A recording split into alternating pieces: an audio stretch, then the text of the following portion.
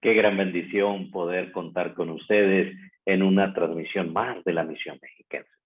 Sin duda, este año ha sido un año en el que podemos regocijarnos. Ha iniciado de manera repentina.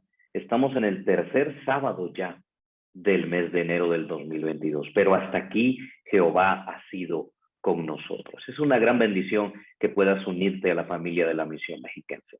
Esta mañana quiero leer de la palabra de Dios el Salmos 95, en los primeros versículos. Mira lo que dice: venid, alabemos o aclamemos alegremente a Jehová. Cantemos con júbilo a la roca de nuestra salvación. Lleguemos ante su presencia con alabanza y aclamémosle con cánticos. Sin duda, querido amigo, no sabemos qué nos espera, pero sabemos que hay un Dios poderoso en el que podemos confiar en medio de la adversidad. Confía este 2022 en el brazo poderoso de Jehová.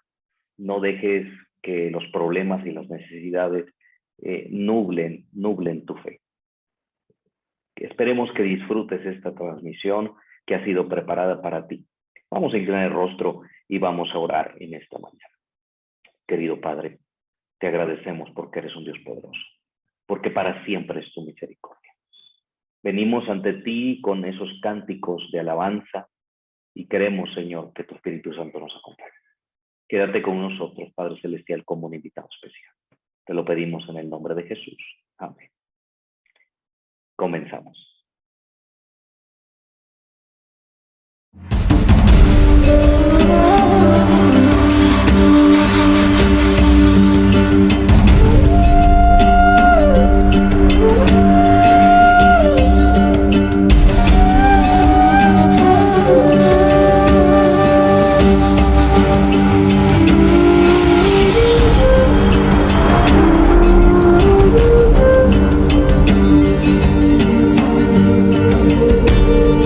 Todo el que viene a mí y oye mis palabras y las pone en práctica es semejante a un hombre que al edificar su casa cavó hondo y echó cimientos sobre la roca.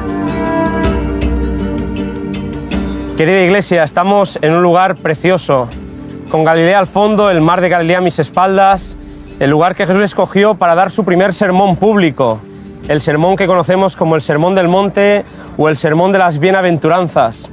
Aquí Jesús describió lo que para él era el reino de los cielos y lo hizo diciendo: bienaventurados los pobres en espíritu, porque de ellos es el reino de los cielos. Es hermoso saber que Jesús describió aquí a sus discípulos por primera vez lo que para él era el reino de los cielos, que era totalmente distinto a aquello que hasta ese momento se había predicado y enseñado en las sinagogas. No olvidemos nunca que Cristo está buscando gente que sea luz, que sea sal, gente que no haya venido a abrogar la ley sino a cumplirla, gente que ame a sus enemigos, gente que oyó que fue dicho, pero yo os digo, gente que vive la ley no desde la letra sino desde el espíritu. Este es nuestro Jesús. Y en un lugar como este queremos recordar a nuestra Iglesia que Cristo, el Señor, está buscando adoradores que lo adoren en espíritu y en verdad. Recordad, Jesús terminó diciendo: cualquiera pues que oye estas palabras y las pone en práctica, lo compararé con un hombre que construye sobre la roca, y aunque vengan tempestades y peligros y dificultades, esa casa permanecerá en pie. Que Dios te bendiga, que Dios nos bendiga y que podamos seguir construyendo sobre la roca.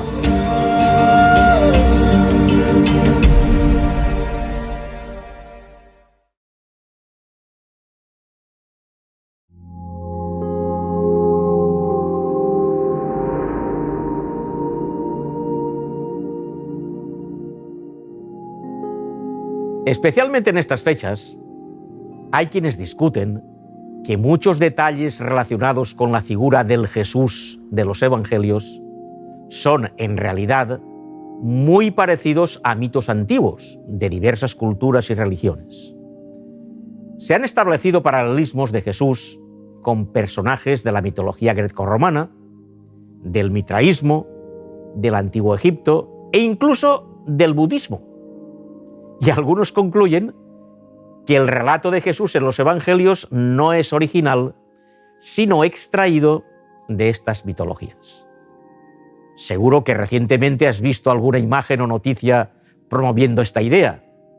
Ahora bien, cuando uno analiza detenidamente esos mitos antiguos, se da cuenta de que las supuestas analogías de estos con la figura del Jesús de los Evangelios son muy forzadas o sencillamente son falsas.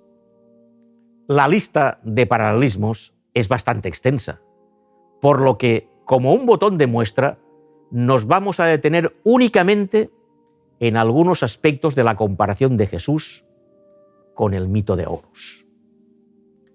Horus, cuyo nombre significa el elevado, el distante, ocupa un lugar muy importante en la mitología egipcia. Era hijo de Osiris e Isis, quienes a su vez eran hermanos.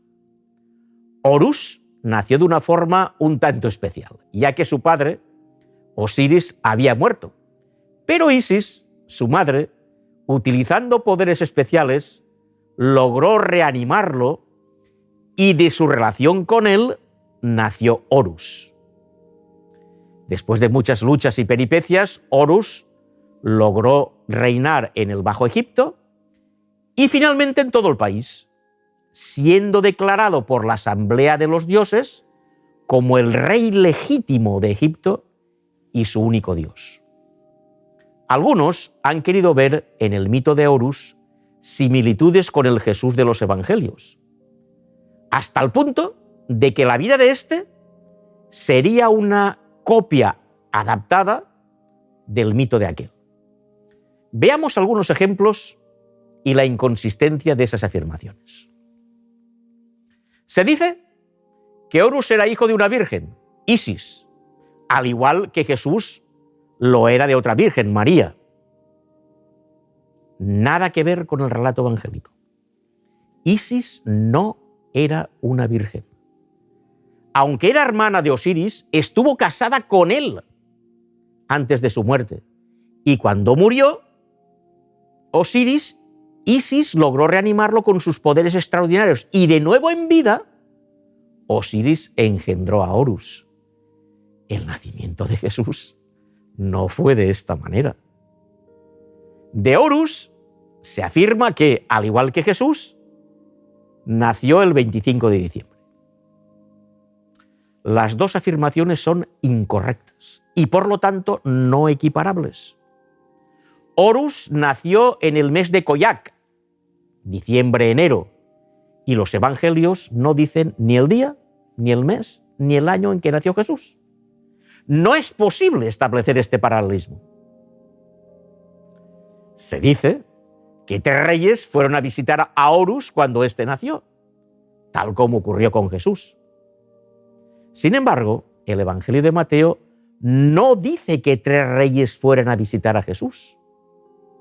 Dice que fueron unos sabios procedentes del Oriente, sin especificar el número. Se dice que Horus fue bautizado al igual que Jesús, pero en el mito de Horus no hallamos nada parecido. Existe un relato en el que Horus es cortado y echado a un río. Isis, su madre, le pidió al dios cocodrilo que lo sacara del agua vivo y éste se lo concedió. Pero esto no se parece en nada a los relatos del bautismo de Jesús que nos cuentan los evangelios.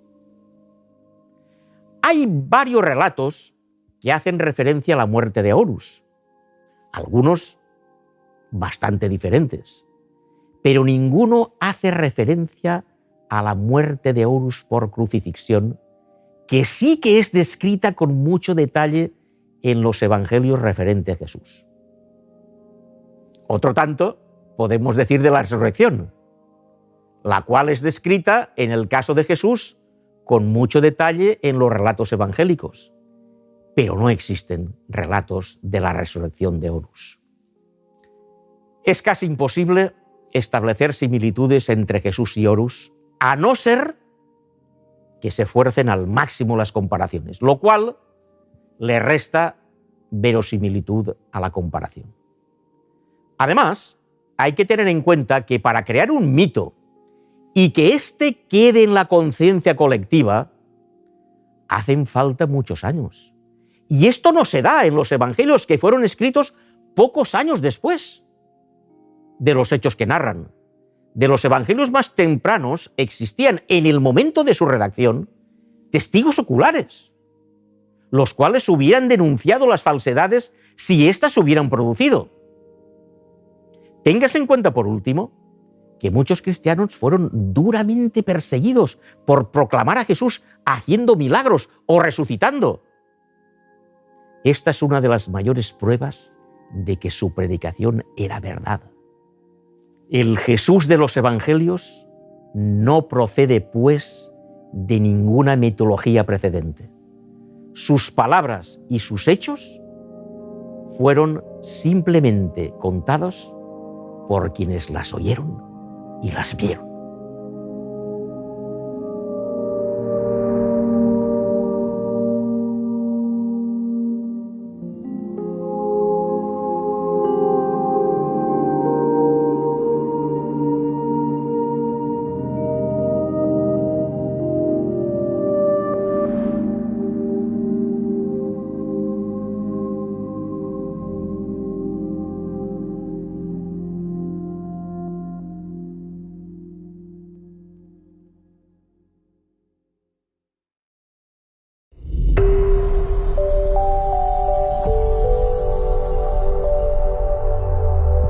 ¿Qué deberíamos hacer cuando la culpa nos aísla?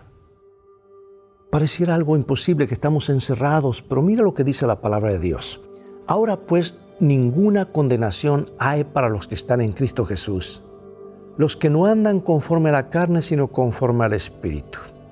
Sus restos yacían al lado de un rústico albergue en la playa, cerca de las olas rompientes en medio del Atlántico. Había tratado de sobrevivir solo en una isla desierta llamada Ascensión. Al lado del hombre había un diario que describía uno de los relatos más increíbles en la historia marina.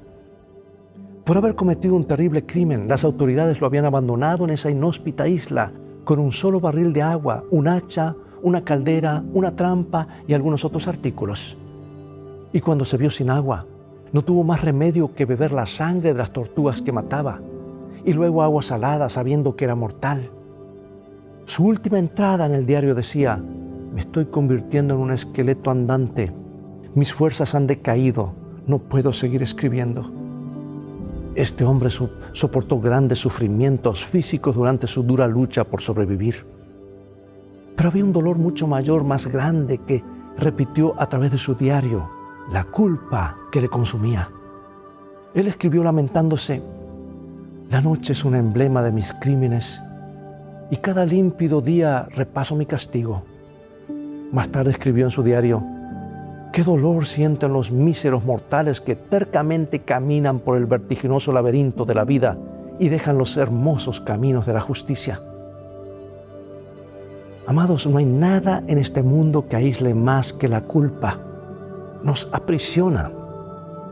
En años recientes, la psicología popular ha tratado de liberarnos de este problema. Se nos asegura que no somos peores que los demás. Se trata de racionalizar. Personas bien intencionadas han tratado de quitar la culpa del mundo, pero la culpa no se va, no importa cuánto se masajee la psiquis. Una de las razones principales es que estamos tratando los síntomas y no la raíz del problema. Es que queremos anestesiar esos sentimientos desagradables en lugar de buscar sus causas. Y Jesús señaló este problema a Nicodemo y le dijo: la luz vino al mundo y los hombres amaron más las tinieblas que la luz, porque sus obras eran malas. Porque todo aquel que hace lo malo aborrece la luz y no viene a la luz, para que sus obras no sean reprendidas. Algunas personas se perderán porque se apartaron de la luz. Tienen miedo de quedar expuestas.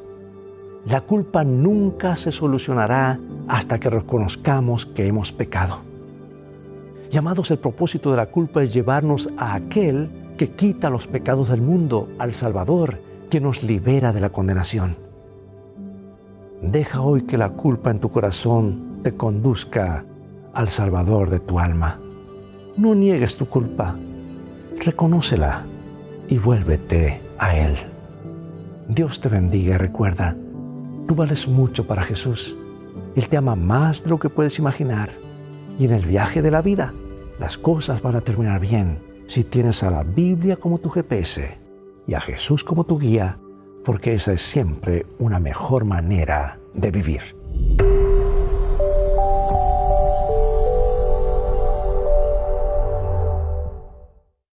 Nuevo Horizonte, inversión, sábado 15 de enero de 2022.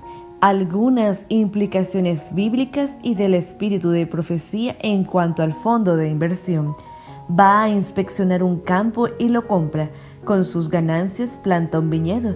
Tiende la mano al pobre y abre sus brazos al necesitado. Proverbios 31, 16 al 20.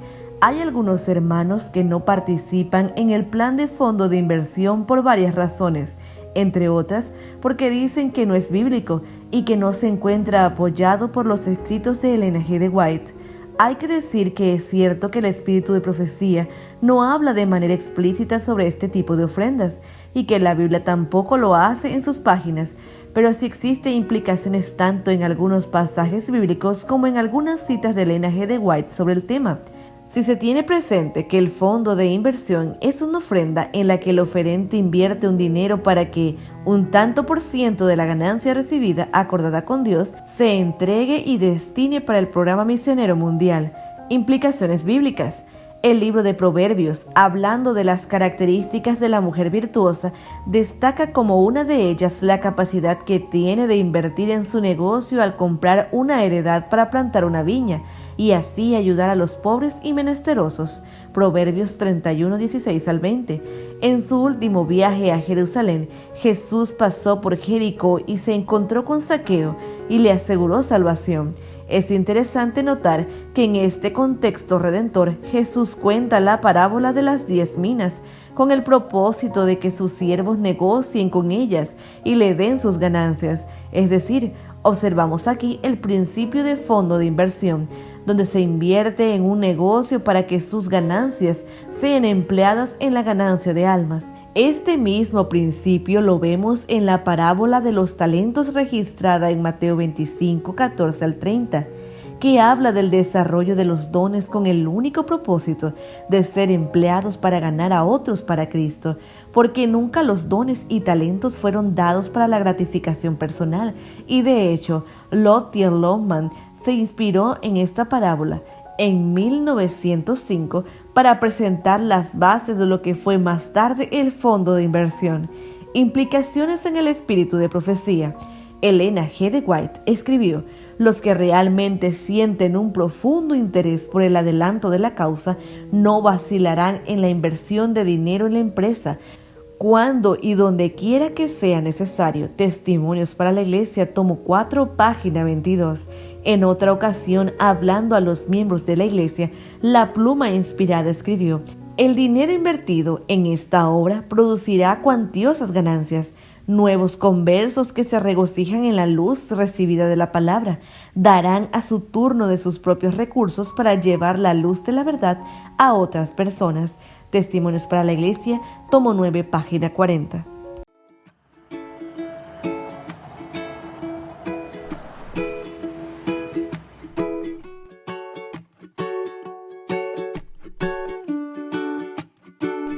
No creas que en mis días siempre brilla el sol, pues nubes aparecen sin avisar, y cuando está oscuro yo también tengo miedo. No pienses que mis flores nunca morirán. A veces he pedido y me han dicho no. A veces yo espero, a veces yo me canso, mas nada me impedirá sonreír y alegre estar. Yo puedo en él confiar. A cada paso mi Dios conmigo está.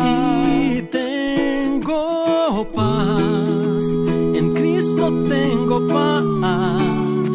Yo paso la tormenta, seguro y escondido en el Señor. Tengo paz, no puedo entender que en medio del desierto renace la esperanza por doquier. Tengo paz.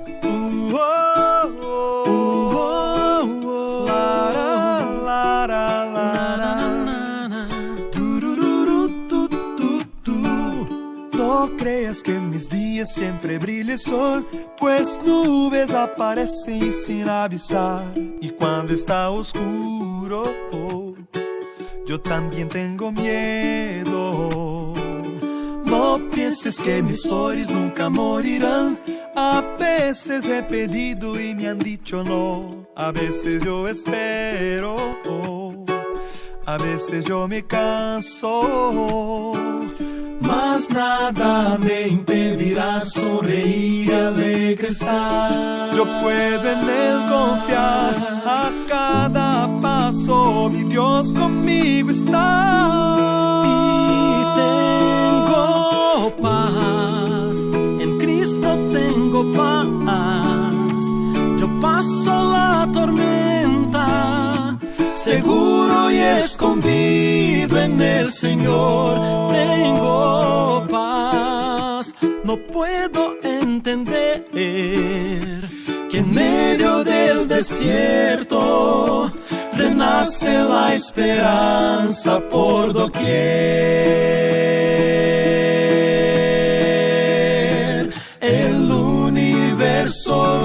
leyes con poder. ¿Quién me podría arrebatar la paz? Las tempestades no me alcanzarán. Si estoy contigo tengo paz.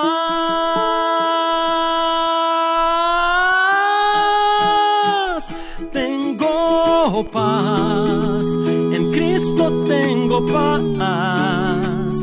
Yo paso la tormenta, seguro y escondido en el Señor. Tengo paz, no puedo entender que en medio del desierto renace la esperanza por doquier. Tengo paz.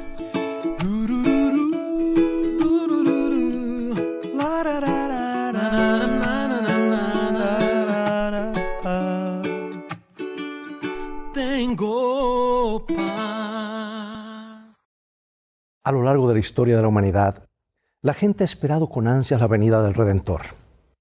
Después de la caída, nuestros primeros padres, Adán y Eva, pensaron que Caín, su hijo primogénito, sería el libertador prometido. A Abraham se le dio la promesa de que a través de su hijo Isaac, todas las naciones de la tierra serían bendecidas. A David se le prometió un hijo que, si era fiel a Dios, sería establecido para siempre. Sin embargo, ninguna de estas personas pensó que Dios mismo sería el Redentor prometido. Los profetas en el Antiguo Testamento a veces hicieron predicciones mesiánicas crípticas usando la frase «en los últimos días», que es diferente de otras profecías del Antiguo Testamento que usan una frase como «tiempo del fin». Amados, con la venida de Cristo llegaron los últimos días. Y después de un largo periodo de tiempo que a veces se llama el periodo intertestamental o intertestamentario, Dios habló una vez más. Y esta vez, sin embargo, habló de la manera más clara y cualitativa, de la manera más superior a través de Jesucristo. Cristo es igual a Dios porque Él es la huella exacta del ser mismo de Dios. Y siendo divino, también es el creador, así como el sustentador del universo. Yo sé que alguien se podría preguntar, pues, si Cristo es igual a Dios, ¿cómo puede Pablo, hablando en nombre del Padre, escribir de Jesús, tú eres mi Hijo, hoy te he engendrado? ¿Implica eso que Jesús fue engendrado de alguna manera y no eterno? Este es el tema que estudiaremos, así que ve por tu Biblia y ya regresaré.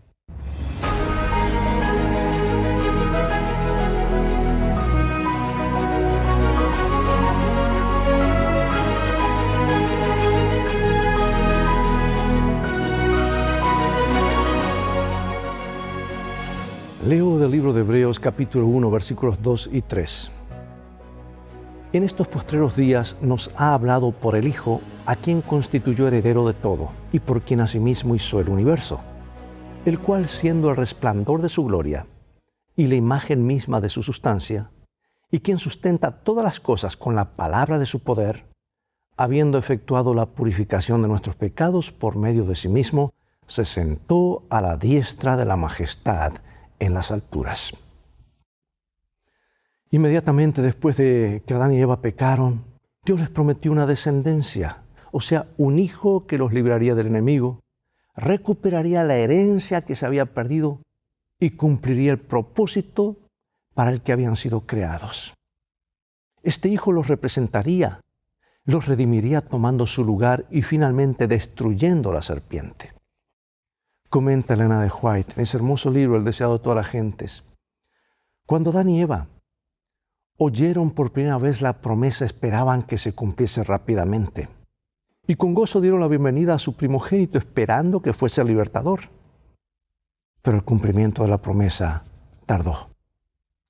La promesa fue confirmada más tarde a Abraham.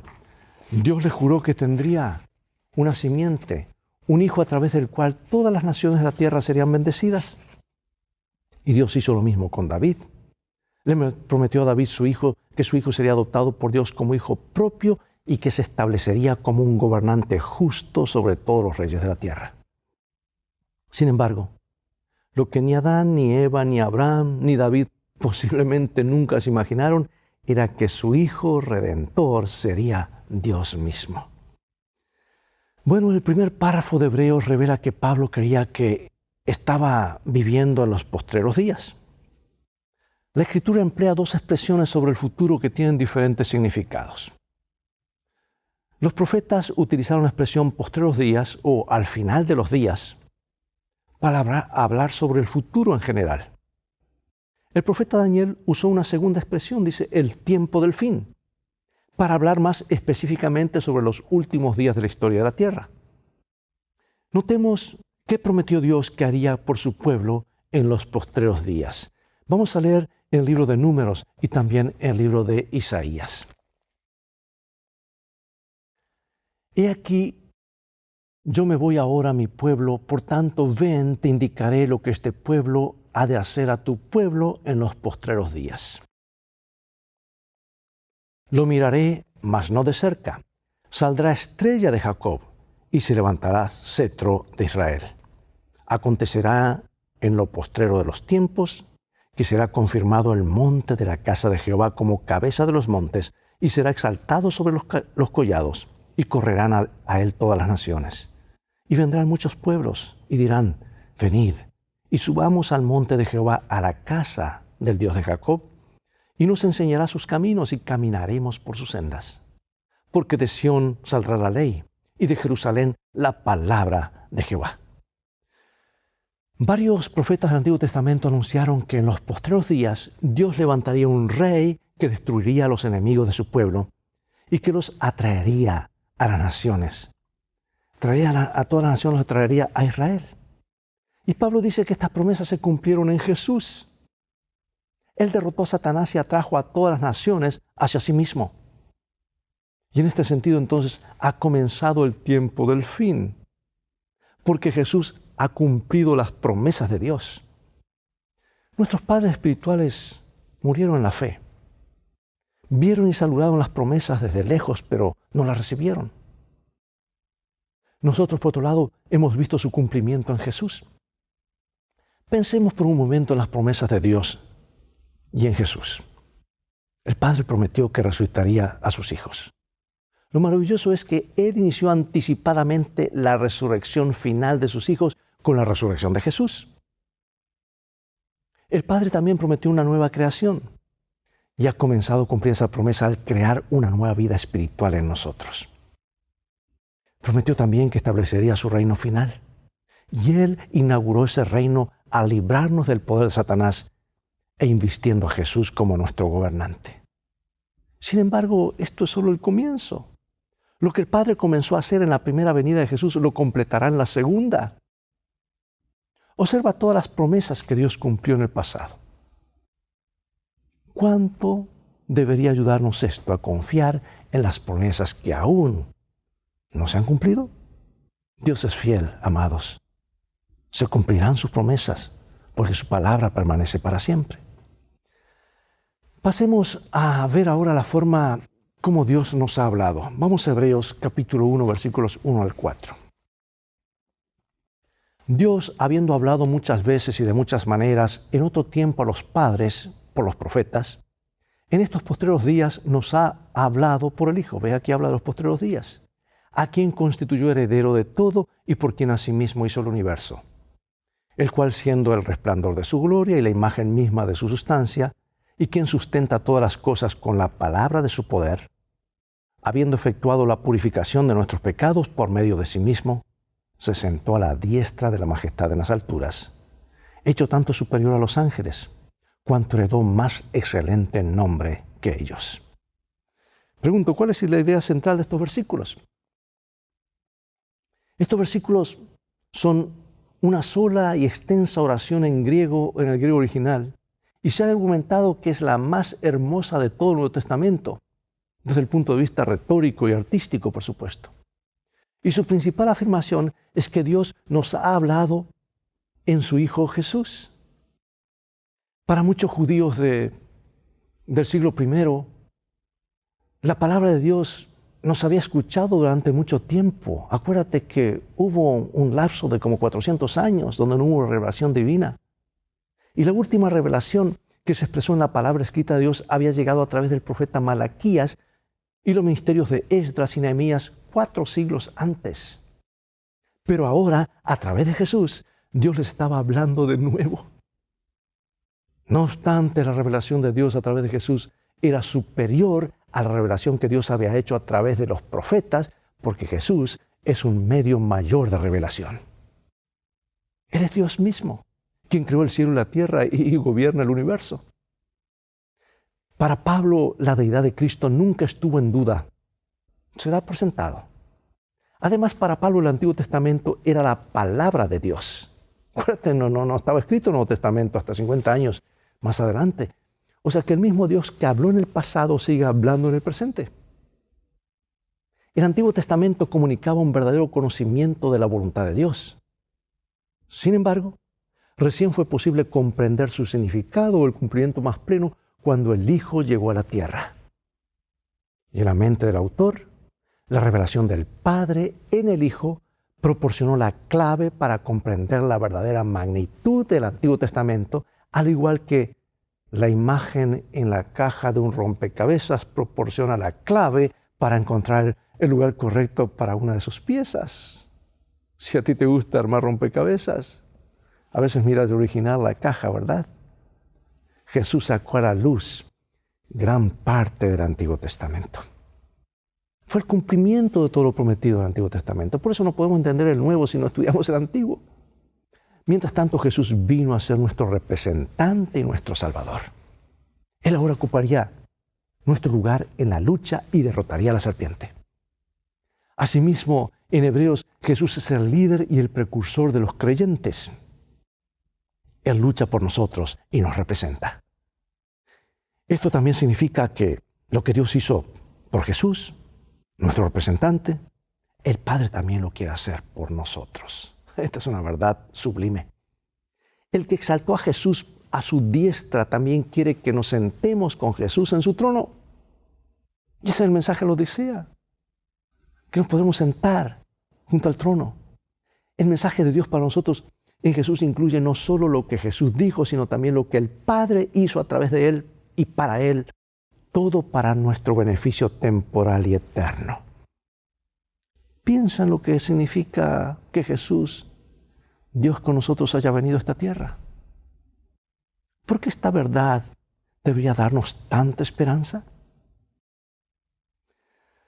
Leeré nuevamente parte de lo que leí hace un momento para destacar algunas cosas que este pasaje nos dice acerca de Jesús. Hebreos 1, 2 al 4. Dice: en estos postreros días nos ha hablado por el Hijo, a quien constituyó heredero de todo y por quien asimismo hizo el universo, el cual, siendo el resplandor de su gloria y la imagen misma de su sustancia, y quien sustenta todas las cosas con la palabra de su poder, habiendo efectuado la purificación de nuestros pecados por medio de sí mismo, se sentó a la diestra de la majestad en las alturas, hecho un tanto superior a los ángeles, cuanto heredó más excelente nombre que ellos.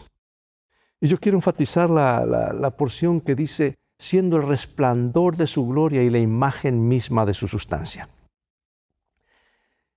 En el Antiguo Testamento, la gloria de Dios se refiere a su presencia visible entre su pueblo.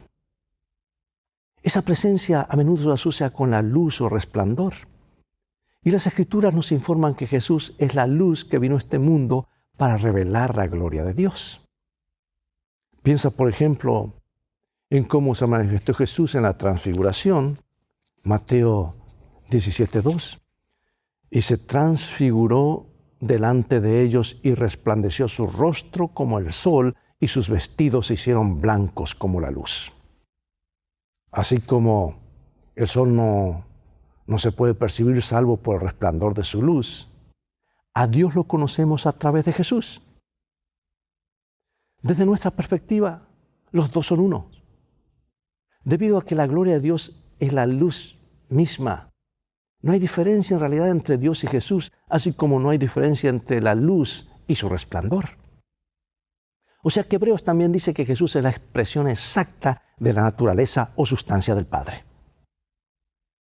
La pertinencia de la metáfora es que hay una correspondencia perfecta en el ser, o sea, la esencia entre el Padre y el Hijo. Ten en cuenta que los seres humanos llevan la imagen de Dios, pero no su esencia. No obstante, el Hijo comparte la misma esencia con el Padre.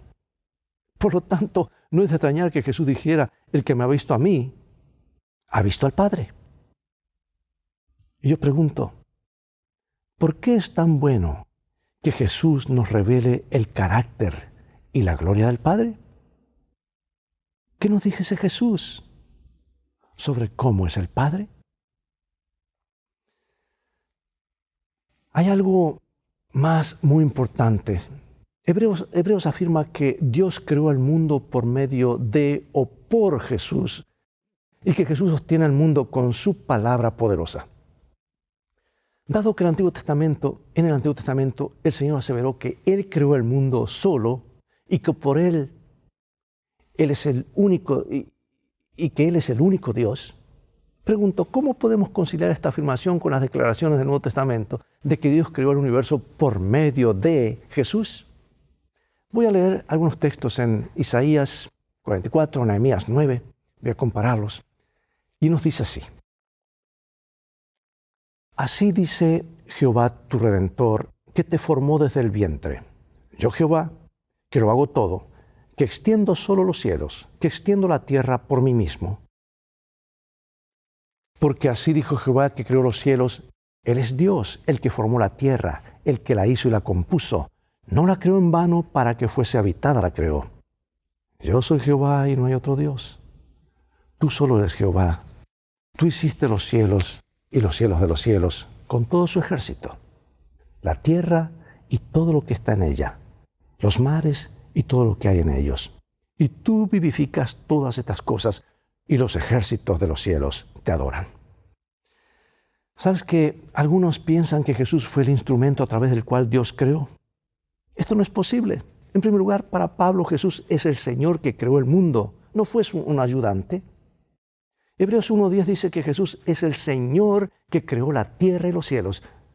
Y Pablo también le aplica a él lo que dice Salmo 102, 25 al 27 acerca del Señor. Yahvé, o sea, Jehová es creador. En segundo lugar, Hebreos 2:10 dice que el universo fue creado por causa de o por medio del Padre, exactamente las mismas expresiones que se aplican a Jesús en Hebreos 1:2. O sea que el Padre creó y Jesús creó. Y existe una concordancia perfecta entre el Padre y el Hijo en propósito y actividad. Esto es parte del misterio de la Trinidad. Jesús creó, Dios creó, pero hay un solo creador, Dios, lo que implica que Jesús es Dios. Entre tanto, Hebreos 4:13 muestra que Jesús también es juez. Su autoridad para gobernar y juzgar deriva del hecho de que Dios creó todas las cosas y sostiene el universo. Y este es el punto de conflicto sobre el punto final del conflicto, asunto de adoración, y la adoración está basada solamente en aquel que creó. Es por eso que está el ataque contra el sábado. No es más que un día. Oh, hermanos, es un ataque frontal porque habla de que Dios es el creador, el único que merece adoración. Hebreos 1 y Colosenses 1 afirman que Jesús también sostiene el universo. Este acto sustentador probablemente incluye la idea de orientación o dirección. La palabra griega ferón, o sea, sostenedor, o sostener, conducir, se usa para describir el viento que impulsa una barca o a Dios guiando a los profetas. Por ende, en un sentido real, Jesús no solo nos creó, sino que también nos sostiene. Ferón, ¿verdad? Cada respiración, ¿lo has notado? Cada latido, hermanos, cada momento de nuestra existencia se encuentra en Él. Es esa energía que viene del trono de Dios que nos mantiene con vida. Jesús, el fundamento de toda la existencia creada. Hechos 17:28.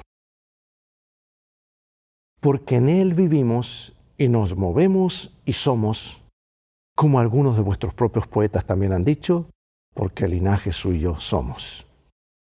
Bueno, ¿qué nos dice acerca de Jesús y su poder? Luego piensa en las implicaciones de ese mismo Jesús muriendo en la cruz por nuestros pecados. ¿Qué nos enseña? esta verdad sobre el carácter abnegado de nuestro Señor? Bueno, el versículo 5 presenta las siguientes palabras del Padre a Jesús. Hebreos 1:5. Mi hijo eres tú, yo te he engendrado hoy. Y la pregunta es, ¿qué significa que Jesús fue engendrado y cuándo sucedió esto? Aquí es donde algunos se confunden y erran. Consideran que Jesús fue un ser creado. Y es más, aún dentro de nuestro pueblo hay gente que dice, grandes teólogos dicen, que en algún momento de la eternidad Dios creó al Hijo en algún momento. Hermanos, Jesús fue engendrado en el sentido de que fue adoptado por Dios como el Mesías príncipe prometido, el Hijo de David. No un ser creado por los ángeles, sino no merecería adoración. El concepto de que al heredar el trono, el gobernante era adoptado por la deidad era común en el mundo greco-romano y en Oriente. Y esto daba legitimidad al gobernante y autoridad sobre su imperio. Sin embargo, Dios le prometió a David que su hijo sería el verdadero gobernante legítimo de todas las naciones, porque él adoptaría al hijo David como su hijo propio. Y mediante este proceso, el rey davídico se convertiría en el protegido de Dios y en su heredero. Dios derrotaría a sus enemigos y le daría a las naciones como herencia. Como podemos leer en Romanos 1, en Hechos 13, Jesús fue dado a conocer públicamente como el Hijo de Dios. El bautismo, por ejemplo, la transfiguración de Jesús fueron momentos en los que Dios identificó y anunció a Jesús como su Hijo. Este es mi Hijo amado, a él oíd. Sin embargo, según el Nuevo Testamento, Jesús se convirtió en el Hijo de Dios con poder cuando resucitó y se sentó a la diestra de Dios. Fue en ese momento que Dios cumplió su promesa hecha a David de que su hijo sería adoptado como el Hijo de Dios y su trono sobre las naciones se establecería para siempre. Por lo tanto, no era César, símbolo de Roma, el legítimo Hijo de Dios, príncipe de las naciones, sino Jesucristo. La palabra engendrado, aplicada a Jesús, se aplica a su entronización. Se refiere al comienzo del gobierno de Jesús sobre las naciones, no al comienzo de su existencia, pues Jesús siempre ha existido. Nunca hubo un momento en que Jesús no existiera. Él es Dios, por eso merece adoración. Lo adoptó para algo específico, por decir así, como adoptado para que cumpliese la profecía de ser el ungido, aquel a través del cual Dios obraría el plan de rescate para su pueblo, para el mundo. De hecho, Hebreos 7:3 dice que Jesús no tiene principio de días ni fin de vida, porque es eterno. Por lo tanto, la idea de Jesús como el Hijo unigénito de Dios no tiene relación con la naturaleza de Cristo como deidad, sino con su papel en el plan de salvación, ya que Cristo hizo realidad todas las promesas del pacto. Espero que este tema nos quede claro, amados, porque hay tanta gente que anda dudando de la divinidad de Jesús. Finalizaré con una cita inspirada y algunas preguntas de reflexión. Leo el libro Deseado de todas las gentes, un libro clásico, hermoso. Dice, y las palabras dichas a Jesús a orillas del Jordán, este es mi Hijo amado en quien tengo complacencia, abarcan a toda la humanidad. Dios habló a Jesús como nuestro representante. No obstante, todos nuestros pecados y debilidades no somos desechados como inútiles. Él nos hizo aceptos en el amado. La gloria que descansó sobre Jesús es una prenda del amor de Dios hacia nosotros. La luz que cayó desde los portales abiertos sobre la cabeza de nuestro Salvador caerá sobre nosotros mientras oramos por ayuda para resistir la tentación. La voz que habló a Jesús dice a toda alma creyente, este es mi Hijo amado en quien tengo complacencia. Al mirar Hebreos 1, amados, nos damos cuenta de que Pablo incluyó mucha teología. Es necesario un cristianismo afectuoso, devocional y orientado hacia la aplicación. Sin embargo, nuestra ortopraxia, o sea, nuestra práctica, se deriva de nuestra ortodoxia, o sea, de nuestras creencias. Una teología sólida sentará las bases para un buen estilo de vida cristiano, ¿no crees? ¿Crees que hoy tenemos que equilibrar nuestra teología con nuestra praxis cristiana? Yo creo que sí. Y si sí es, ¿cómo? ¿Cómo podemos lograrlo?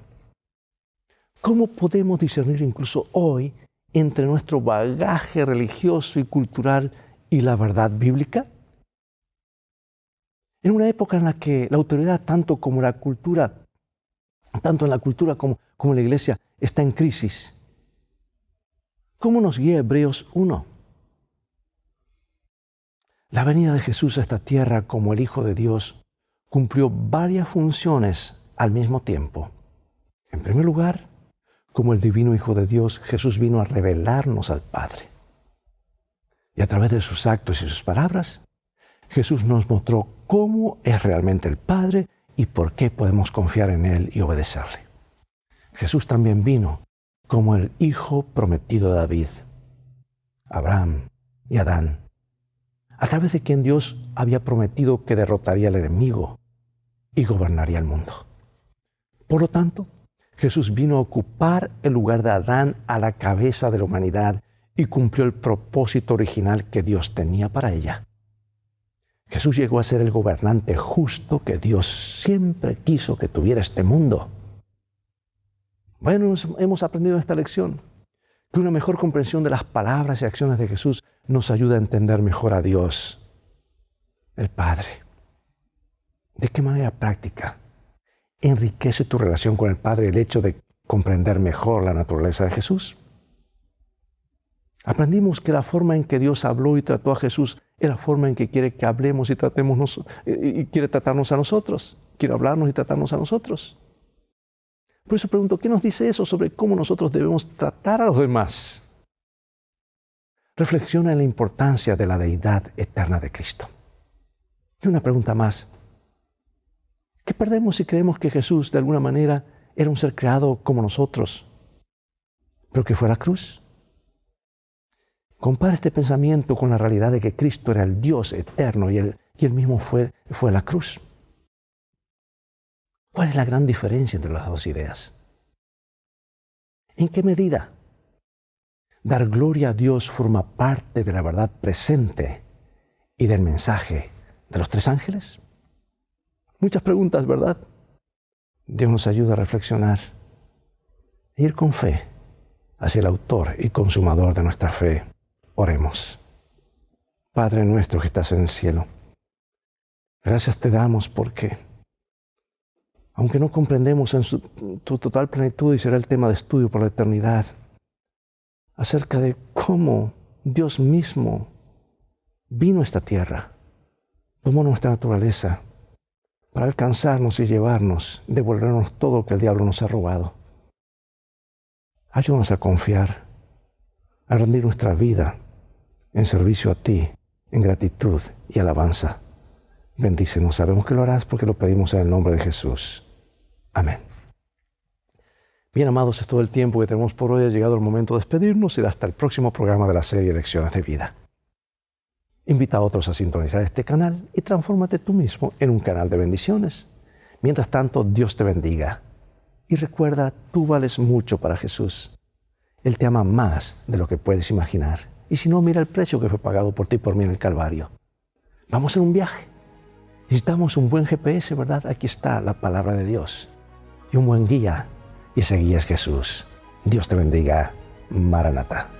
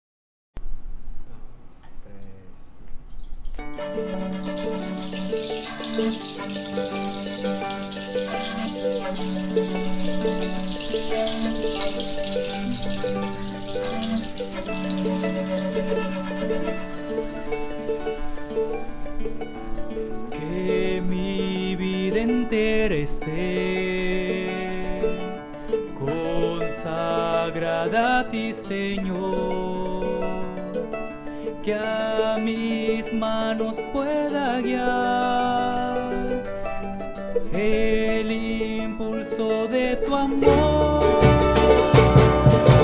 Lávame en la sangre del Señor, límpiame de toda mi maldad,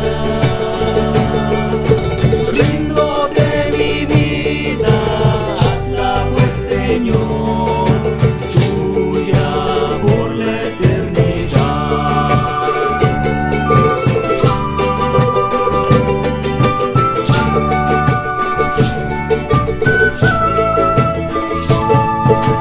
Que mis labios al hablar hablen solo de tu amor, que mis bienes ocultar no los pueda a ti, Señor. Lávame en la sangre del Señor, límpiame de toda mi maldad,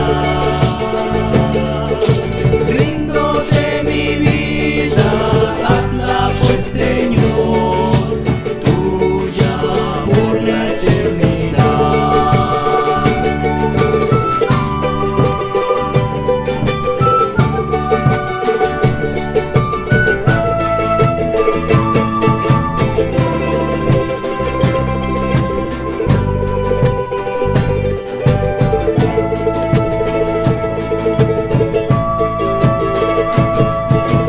Toma, oh Dios, mi voluntad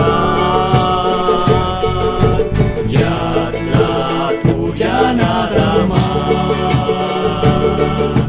Que este pobre corazón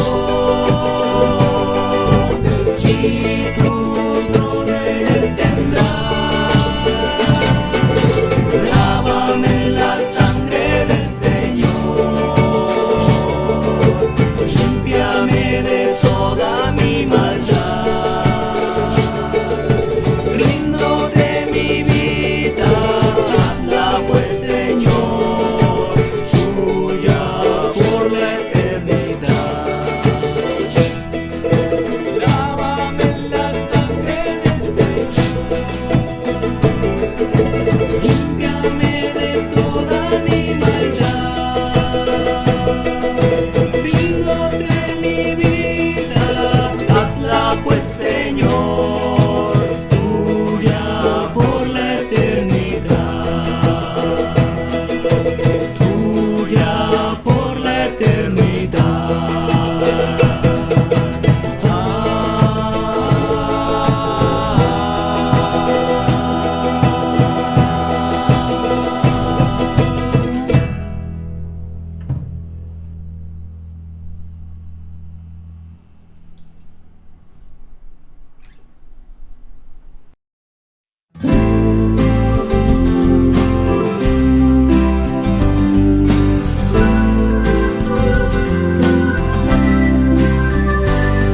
Puedo ver tu amor aquí, tu presencia brillando en mí, y me postro ante ti, mi Dios, entregando mi corazón,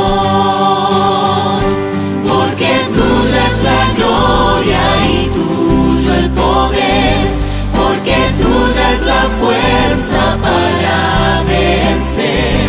Padre omnipotente, paciente y fiel, tú eres Rey.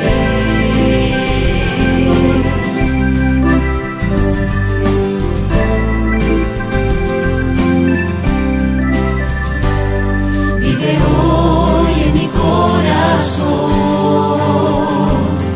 lléname de tu gran amor. Mi deseo es servirte a ti, de tu amor quiero compartir. Por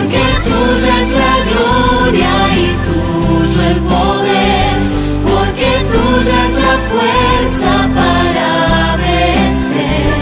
Padre omnipotente, paciente y fiel.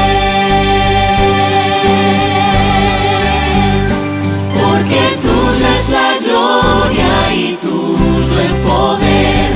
Porque tuya es la fuerza para vencer.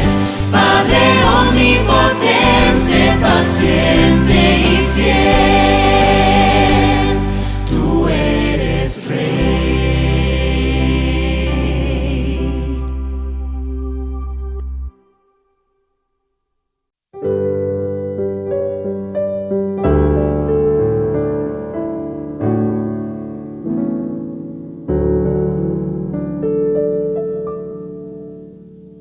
Cerca, más cerca, Cristo de ti, fiel Salvador y mi eterno solar. Guárdame junto a tu corazón.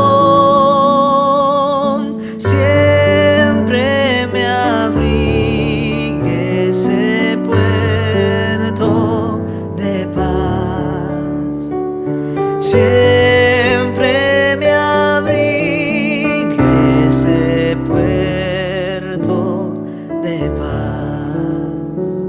Cerca, más cerca, nada traeré, nada de mérito al pie de tu solo mi herido y vil corazón, porque en tu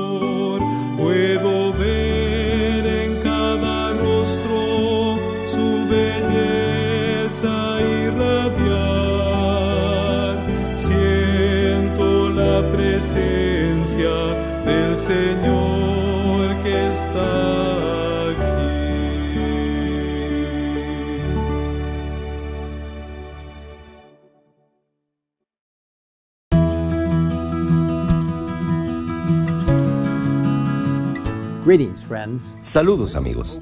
Cuando abrimos nuestras Biblias en el Evangelio de Juan, leemos esta maravillosa declaración en el primer capítulo y versículo. Dice así: en el principio era el Verbo, y el Verbo era con Dios, y el Verbo era Dios.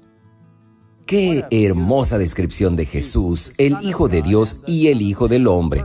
Una combinación perfecta de lo humano y lo divino. No entendemos exactamente cómo puede ser esto, pero sabemos que es así. Y Jesucristo nos ha dado sus palabras de vida a través de las Sagradas Escrituras. La palabra de Dios es viva y eficaz, de acuerdo a Hebreos 4, versículo 12. Hablando de las Escrituras, Jesús afirmó: ellas son las que dan testimonio de mí. Encontramos las huellas de Jesús a lo largo de los 66 libros de la Biblia, que nos llevan a través de los 39 libros de historia, ley, sabiduría, poesía y profecía del Antiguo Testamento. Lo vemos claramente a través de los 27 libros del Nuevo Testamento en los Evangelios. La historia de la iglesia primitiva, las cartas del apóstol Pablo y otras cartas generales. Y la profecía a través de la revelación de Jesucristo que Dios le dio para manifestar a sus siervos las cosas que deben suceder pronto. Saben, de hecho, la Biblia es el mensaje de Dios dado a la humanidad en el lenguaje de la humanidad, a través de hombres que fueron inspirados divinamente, como 2 de Pedro 1:21 explica. Los santos hombres de Dios hablaron siendo inspirados por el Espíritu Santo. Entonces, en cierto sentido, las Escrituras son como Cristo en el sentido de que son una combinación de lo divino y lo humano. La Biblia es el mensaje de Dios para nosotros, contenido en lenguaje humano, escrito por hombres que fueron inspiradamente divinos por el Espíritu Santo.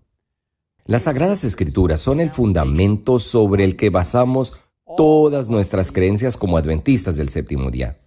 Es por eso que nuestra primer creencia fundamental es las Sagradas Escrituras, que dice lo siguiente: las Sagradas Escrituras, Antiguo y Nuevo Testamento, son la palabra escrita de Dios dada por inspiración divina.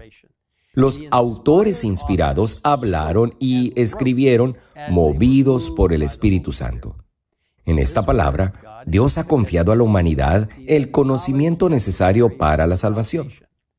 Las Sagradas Escrituras son la suprema, autoritaria e infalible revelación de su voluntad.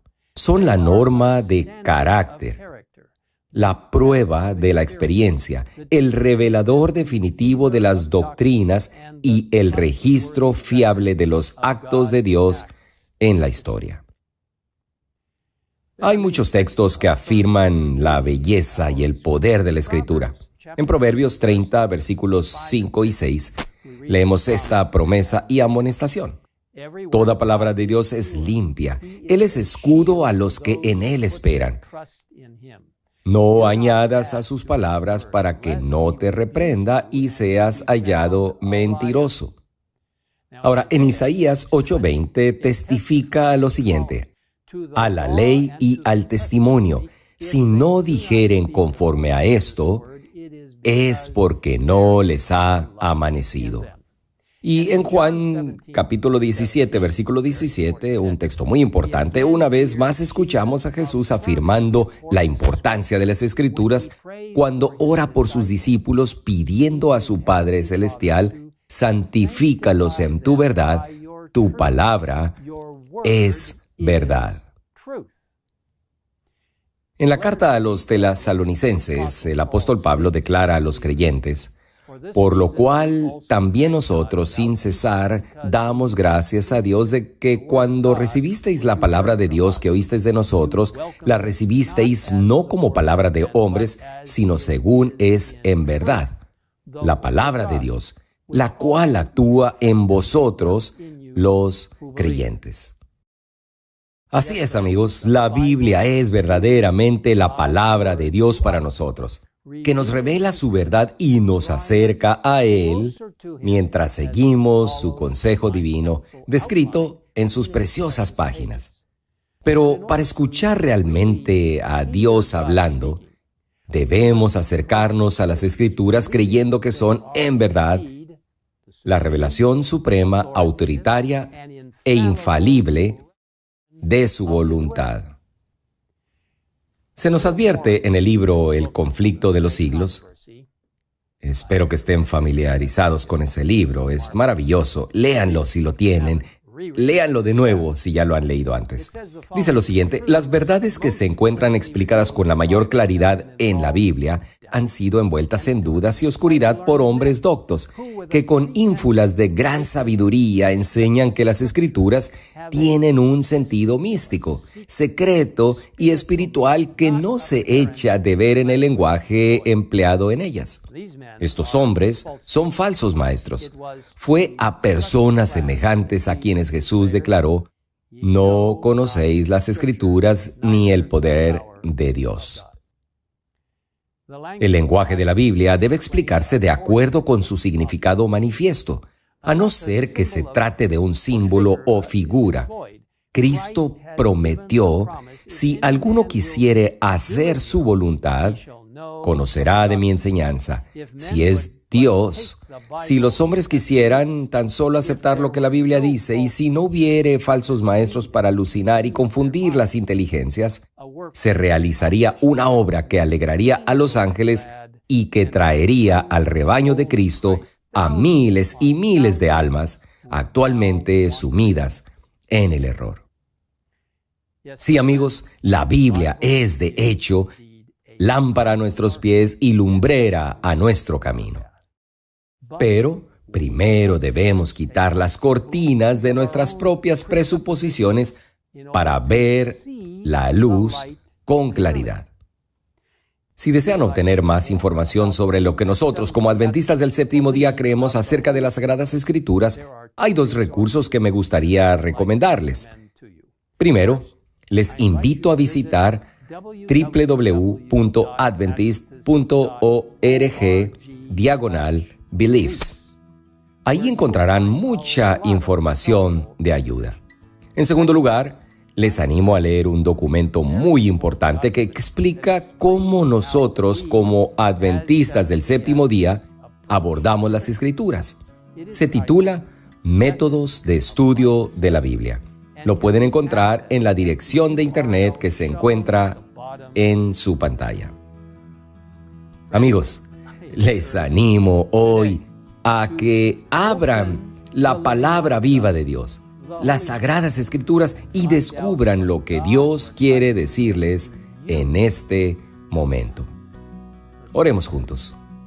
Padre que estás en los cielos, gracias por la palabra de Dios. Gracias porque podemos abrir la palabra de Dios. Gracias porque cuando leemos la palabra de Dios, antes que nada necesitamos pedir tu guía a través de la oración, y por medio del Espíritu Santo nos revelarás verdades que se convertirán no solo en las cosas que están en el papel, sino que se volverán absolutamente prácticas para nuestras vidas. Por favor, danos una guía mientras miramos la palabra de Dios cada día para entender tu dirección para nuestras vidas a medida que nos acercamos al pronto retorno de Jesús. Gracias por escucharnos. En esta oración, en el nombre de Jesús lo pedimos. Amén.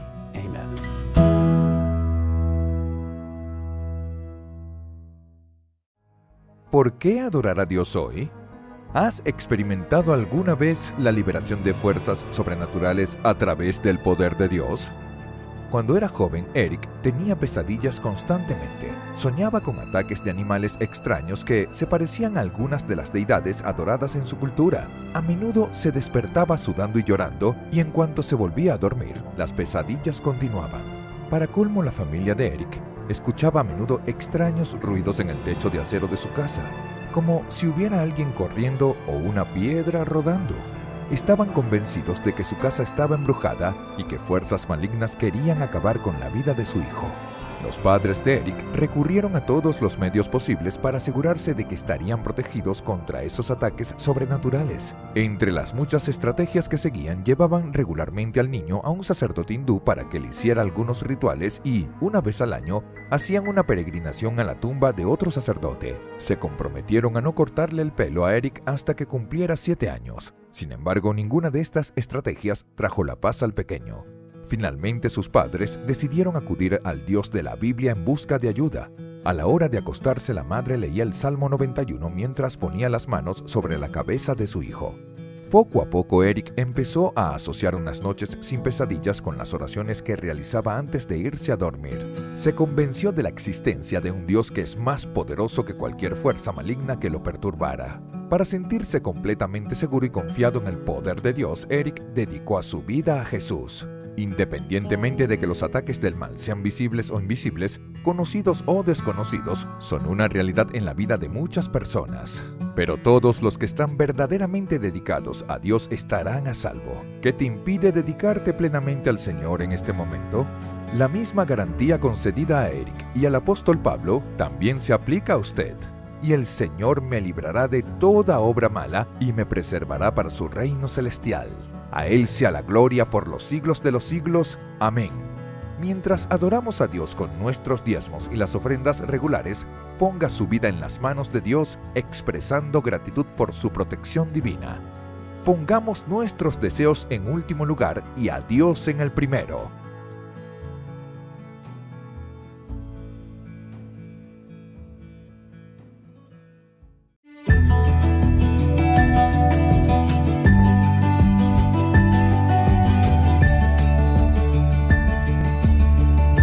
Probad y ved. Historia de hoy: la importancia de los votos. ¿Alguna vez notaste que existen promesas que sabemos que no podremos cumplirlas por nuestra fuerza? Por ejemplo, ¿cuántas veces has tratado de ir al gimnasio o empezar una nueva dieta? Sabes, el problema tal vez no es la promesa en sí, pero el corazón humano, que es inestable por naturaleza e indeciso. Jeremías 17:9. El corazón humano, por su naturaleza, está inclinado a hacer lo malo. Por otro lado, las cosas buenas, como ser fiel al cónyuge, guardar el sábado, comer saludable o devolviendo el diezmo y dando las ofrendas regulares, rara vez sucederá espontáneamente. Así que cuando haces un voto, siguiendo la palabra de Dios y teniéndolo a Él como testigo, estás testificando de que no eres más un seguidor de lo que dicta tu corazón pecaminoso. Estás prometiendo que te gustaría hacer lo que manda su palabra y lo que es correcto a sus ojos. E incluso si reconoces que sin el Señor no puedes hacer nada, también reconoces que Dios es el único que trabaja en ti, en la voluntad y en el hacer, para su buena voluntad. Filipenses 2:13. Así que si prometes algo a Dios, aunque no aumenten tus ganas de seguir su palabra, también refuerzan la dependencia de su trabajo en tu vida. Así como devuelves tus diezmos y das las ofrendas regulares, renueva tus votos al devolver el diezmo de todo lo que Él puede darte. Y ahora les invito a este momento especial de adoración a través de los diezmos y ofrendas. Que Dios les bendiga. Qué alegría es poder saludarles nuevamente en esta hermosa mañana de sábado, apreciados hermanos. Es un privilegio poder enviar un afectuoso saludo a cada uno de sus hogares, deseando que las bendiciones de Dios sean cada día abundantes en sus familias. En nuestra misión mexiquense, cada día oramos para que Dios tenga enviar el sustento diario, cuidar de la salud de cada uno de ustedes. Estamos agradecidos con Dios porque aún seguimos en pandemia, pero Dios ha estado mostrando su poder con su iglesia aquí en nuestra misión mexiquense. Es por eso que en esta mañana podemos decir: alabado sea el nombre de nuestro Dios. Como dice el Salmo número 100, los versos 1, 2 y 3, cantad alegres a Dios, habitantes de toda la tierra, servidle con alegría, venid ante su presencia con regocijo, reconoced que Jehová es Dios, porque Él nos hizo y no nosotros a nosotros mismos. pueblo suyo somos y ovejas de su prado. Dios es nuestro pastor, nosotros somos sus ovejas. Y gracias a su misericordia, gracias a su intervención divina, este sábado tenemos el privilegio de poder alabar y glorificar su santo nombre. Así es que quiero invitarles para que hagamos una oración de consagración a Dios, para consagrar nuestra vida, consagrar nuestros recursos y poder estar en la capacidad y en la disposición de seguir siendo fieles a Dios, aún en medio de las circunstancias más difíciles que hemos de vivir, que nos ha tocado vivir o que viviremos. Pero estamos seguros que Dios es poderoso para sostenernos firmes en sus manos. Vamos a inclinar el rostro y vamos a hacer una oración. Nuestro Dios y nuestro Padre, alabamos y glorificamos tu santo nombre. Gracias, oh Dios, porque hasta aquí has estado con tu pueblo.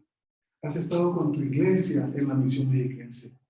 Nos has librado, Señor, de contagios. Has hecho provisión para el alimento diario de cada una de nuestras familias. Nos has dado el techo, el abrigo. Gracias, Señor, por todas tus maravillas. Si aún los pajaritos, Señor, no trabajan, pero ellos tienen el sustento diario, nosotros valemos más que muchos de ellos.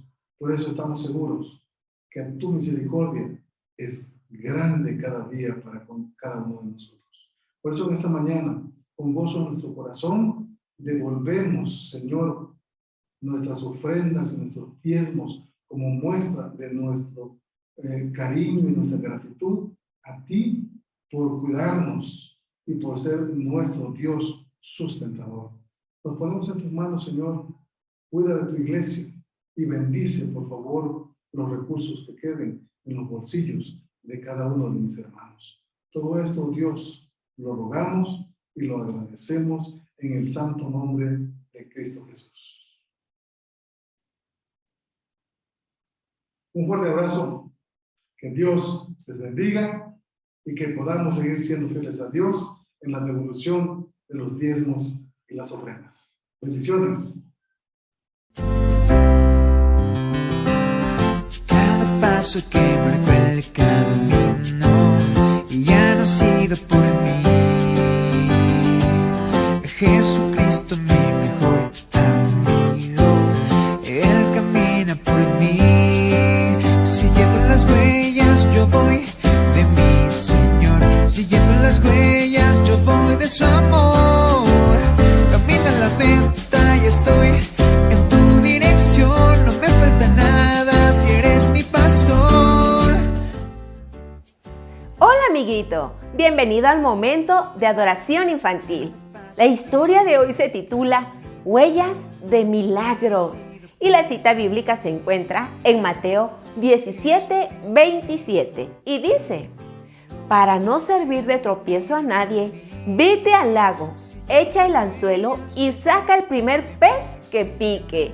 En su boca encontrarás una moneda que será suficiente para pagar mi impuesto y el tuyo.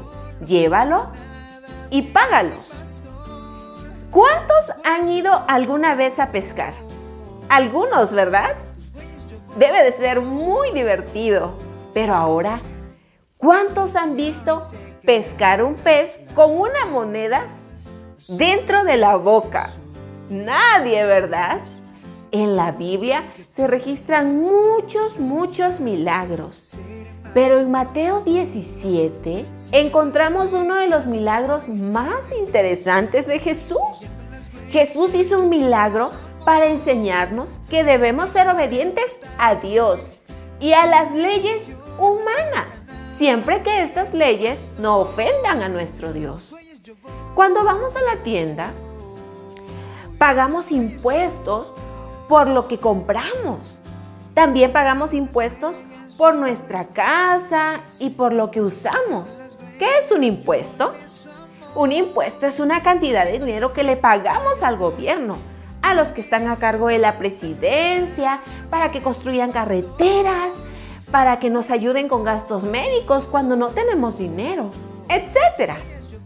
Hubo un momento en el que el gobierno estaba pidiendo el pago de los impuestos a Jesús y sus discípulos. Ellos no recibían dinero de la iglesia, porque la iglesia pagaba lo que ellos necesitaban, pero ellos no recibían un salario. Pero como debían cumplir con este deber, Jesús le pidió a Pedro que lanzara el anzuelo al agua. ¿Qué sucedió? El pez que pescó traía en su boca una moneda, la moneda que necesitaba para pagar los impuestos. ¡Qué interesante!, ¿verdad? Dios es maravilloso y cuando obedecemos y le somos fieles, Él nos ayuda con lo que necesitamos. Debemos confiar en Jesús en todo momento. Jesús puede ayudarnos siempre. Tengamos fe y confianza en Él, pues constantemente vemos la huella de su amor y su poder milagroso para con cada uno de nosotros. Oremos. Gracias, Padre, por hacer milagros cada día en nuestras vidas.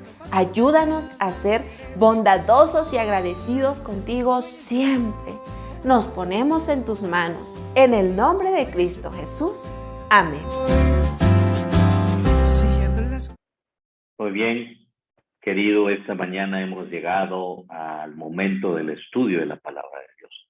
Y como tú sabes, durante estos días, del 5 al 14 o al 15 de enero, se estuvieron llevando en todo el territorio de la División Interamericana, sin excepción de la Unión Mexicana Central, y por supuesto, en el territorio de la Misión Mexiquense, los 10 días de oración.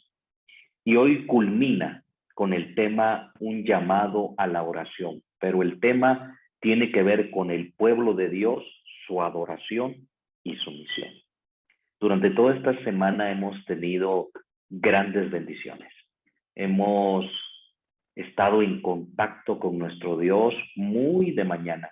Algunas iglesias lo han hecho por la mañana, otros lo han hecho por la tarde, y estamos teniendo unas hermosas reflexiones y hemos recargado nuestra vida espiritual, iniciando el 2022 con la palabra de Dios.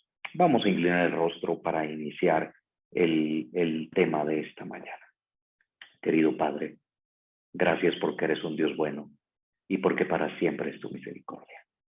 Gracias, Señor, porque a pesar de nuestros pecados, tu bendición es con nosotros. Quédate como un invitado especial esta mañana. Perdona nuestros pecados y ayúdanos a seguir adelante. Te lo pedimos en el nombre de Jesús. Amén. Muy bien, este título lo hemos tenido, un llamado a la oración. Este es el título que la División Interamericana ha puesto junto con la Conferencia General de los Adventistas del Séptimo Día, un llamado a la oración. Los mensajes de los tres ángeles, o los mensajes angélicos, el reavivamiento de la iglesia. Un reavivamiento que nosotros necesitamos en nuestra vida personal, querido amigo. Un reavivamiento que nosotros podemos tener cada día, cada mañana, al comunicarnos con nuestro Dios y saber que hay un Dios poderoso que transforma nuestras vidas. Y el título de esta mañana se llama El pueblo de Dios, el remanente y la oración. Y yo he escogido 3 versículos aquí, 3 versículos importantes. El primero es Apocalipsis 15:4, ¿cuál es nuestra misión? Pero también Apocalipsis 14:12, uno de los mensajes fundamentales del pueblo de Dios. Aquí está la paciencia de los santos, los que guardan los mandamientos de Dios, la fe y tienen la fe de Jesús. Pero añadí otro texto de Isaías 44:8, donde nos menciona algo importante. No tiemblen, no tengan miedo. ¿Acaso no proclamé mis propósitos para ustedes, dice el Señor? Hace mucho tiempo, Ustedes son mis testigos. ¿Hay algún otro Dios? No, dice el Señor.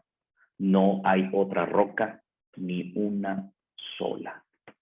Cuando nosotros, querido amigo, entendemos que nuestra salvación no depende de nuestras fuerzas humanas, que nuestra salvación no depende de lo que nosotros hacemos, sino que nuestra salvación, nuestro bienestar y nuestra seguridad provienen de lo alto, nosotros entendemos que hay un Dios que nos ama. Quizás durante este año 2021, ¿qué pasó? Y ahora estamos ya en el 2022. Quizás durante ese año 2021 que pasó, tú te sentiste abrumado. Y hoy puedes tener y sentir incertidumbre, porque las fiestas decembrinas estuvieron al máximo, el semáforo en verde, y hoy tú estás escuchando ya en las noticias que precisamente la variante Omicron está haciendo estragos y está habiendo contagios a pasos agigantados, de manera agigantada. Pero yo quiero decirte esta mañana que hay alguien en el que tú puedes confiar, que es nuestro Dios. La palabra de nuestro Salvador nos dice esta mañana: no temas, no tiembles, no tengas miedo. ¿Acaso no proclamé mis propósitos para ustedes hace mucho tiempo? Ustedes son mis testigos. ¿Hay algún otro Dios? No, no hay otra roca, ni una sola, dice Isaías 44:8. Qué gran bendición, querido amigo.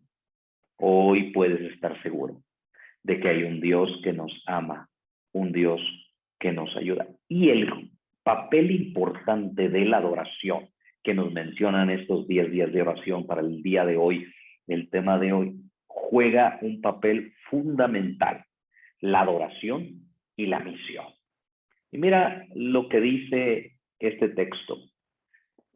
Elena G. de White escribió: varias personas me han escrito preguntando si el mensaje de la justificación por la fe es el mensaje del tercer ángel, y les he respondido: es ciertamente el mensaje del tercer ángel.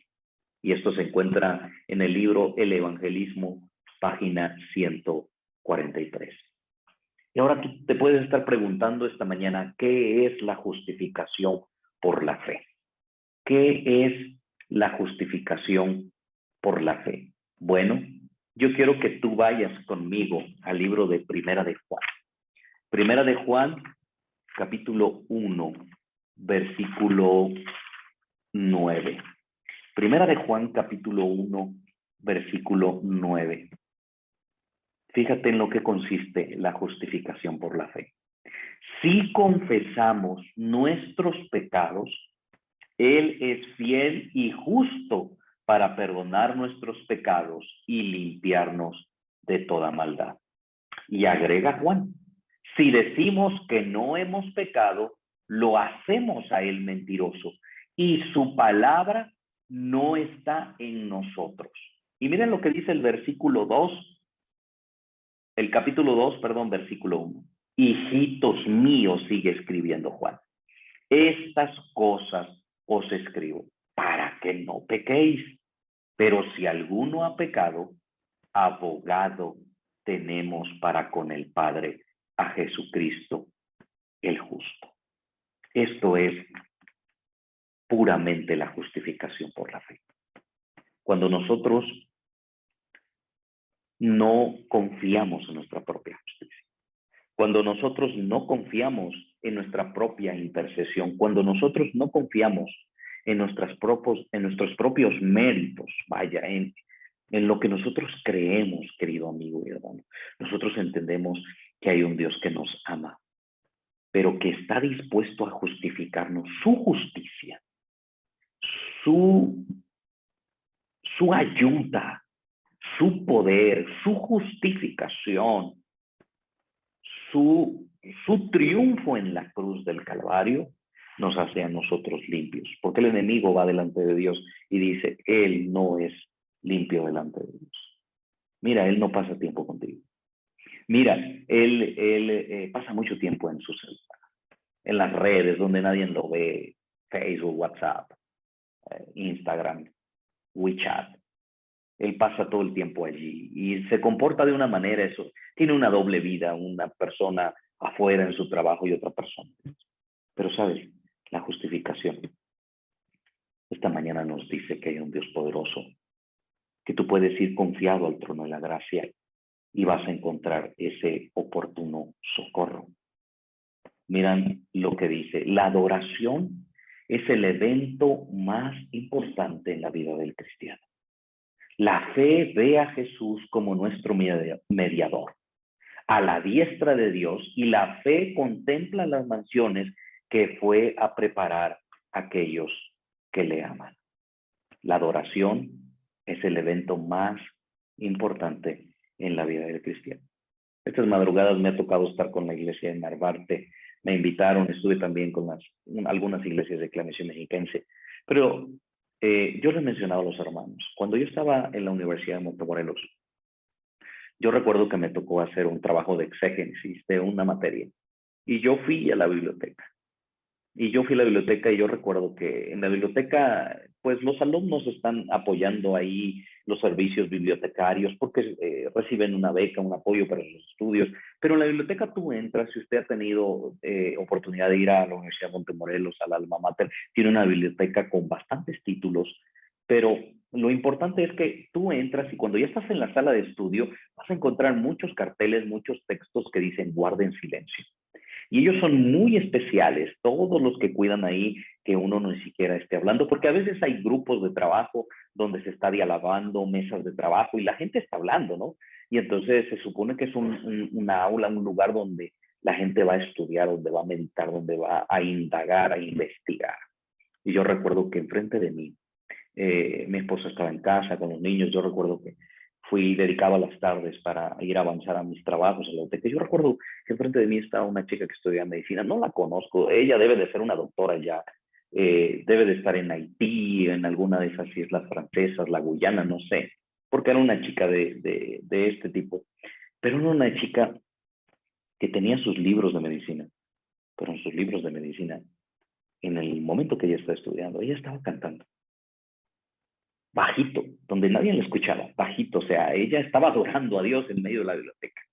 Y ahí, en medio de esa adoración, ella cantaba un canto que se canta en las sociedades de jóvenes. Ustedes, si han visto los programas de la Universidad de Montemorelos, un gran canal de la UM, que pasan todos los programas allí, usted va a ver que el rector, el pastor Ismael Castillo, siempre tiene un himno distintivo para cerrar la sociedad de jóvenes. Y él dice que ese himno es el que nos da a nosotros identidad como pueblo adventista. Y ese himno es la esperanza. Tú lo has escuchado. Y la chica cantaba, la esperanza de mi corazón es la venida del Señor. Gran fe tenemos, la que Cristo da en sus promesas de amor. Cantaba en silencio. Y yo la observé y me quedé pensando, ¿qué estará atravesando por ese corazón? Una enorme gratitud a su Creador, a un Dios poderoso, querido amigo, a un Dios que no está lejano, a un Dios que está cercano a ti, que te abraza, que momentos de dificultad, cuando tú estás triste, porque todos pasamos por esa situación, cuando tienes 1000 problemas. Yo les mencionaba a estos chicos y al grupo que nos reunimos temprano en la mañana para meditar.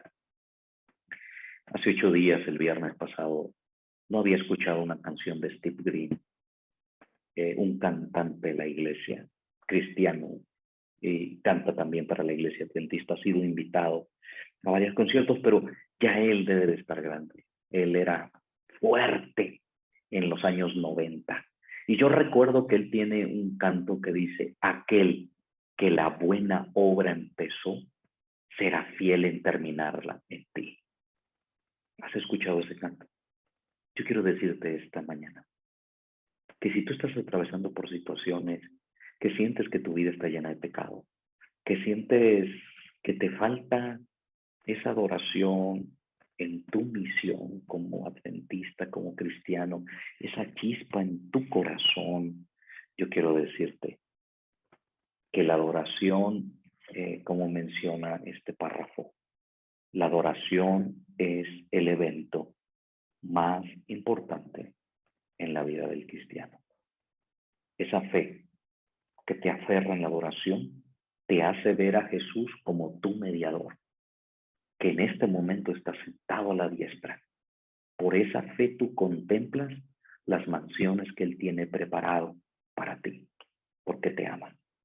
Y cuando tú entiendes esto, querido amigo, cuando tú comprendes que hay un Dios que te ama por encima de todas las cosas terrenales pasan a segundo plano, porque Dios nos ama por encima de todas las cosas. ¿Y realmente qué es la adoración? Bueno, podemos decir que la adoración es una experiencia diaria con Jesús y su verdad. Es la esencia de la adoración, es vivir en su presencia cada día. Tener la noción constante de que Él está con nosotros como lo prometió hasta los fines de los tiempos. El bautismo del Espíritu Santo, querido, tal como el día del Pentecostés y los discípulos estaban reunidos, conduciría a un revivimiento de la religión verdadera y a la realización de muchas obras maravillosas. Querido amigo, tu corazón canta, tu corazón vibra de emoción al cantar a Jesús. Puedes estremecerte hasta las lágrimas de saber que hay un Dios poderoso que te ama por encima de todas las cosas. También les mencionaba a los hermanos que cuando yo era pastor en el distrito Cortázar, estaba a 1 hora de Salamanca. Yo llegaba por las tardes y la hermana Carmen Yáñez, no recuerdo, ella limpiaba la iglesia. Y yo siempre llegaba 1 hora antes, 45 minutos, 1 hora antes, por si los hermanos querían platicar. Después yo hacía visitaciones por la noche cuando terminaba el culto. Y yo recuerdo que un día le pregunté, hermana, ¿por qué siempre llega temprano? Porque la hermana llegaba temprano, hacía su aseo, limpiaba la iglesia, pero siempre estaba cantando. Siempre hacía su aseo, siempre cantaba. Y entonces yo le pregunté, hermana, ¿por qué usted canta? Y ella sonrió.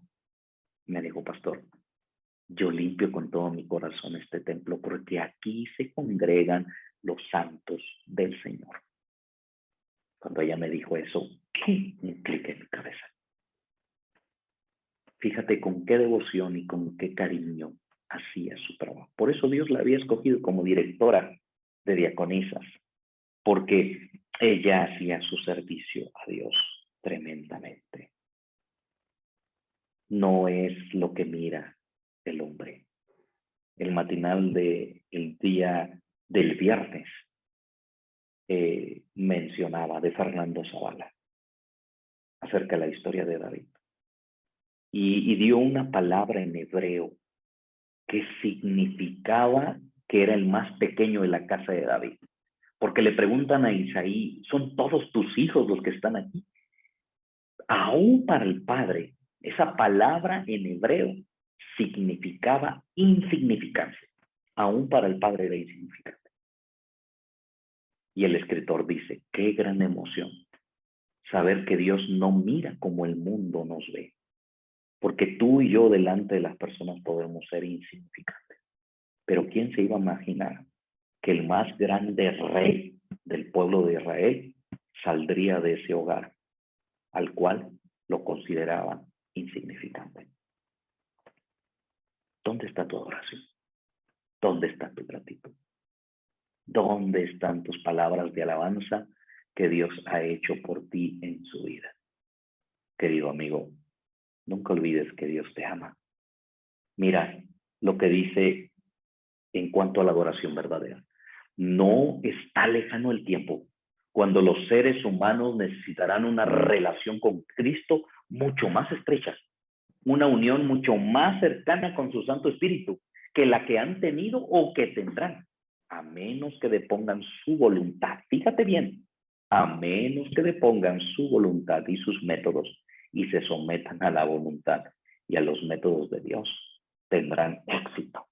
Mensajes Selectos, tomo 2, páginas 70 y 71. ¿Qué tienes que hacer? Deponer tu voluntad y tus métodos y dejar que el Señor obre el milagro sobre ti y en su vida, que pueda cambiar su vida, que te pueda transformar, que pueda ayudarte en este 2022 a encontrar el éxito. Miren lo que dice este pasaje. Los creyentes del tiempo del fin, tú y yo, no solo tienen fe en Jesús, sino además tienen la fe de Jesús. Y la fe de Jesús es la misma calidad de fe en Dios que Jesús tuvo en la cruz. Jesús confió cuando nadie podía ver. Cuando todo estaba perdido, querido amigo, Jesús confió en su Padre. Su fe fue más allá de lo que sucedía a su alrededor.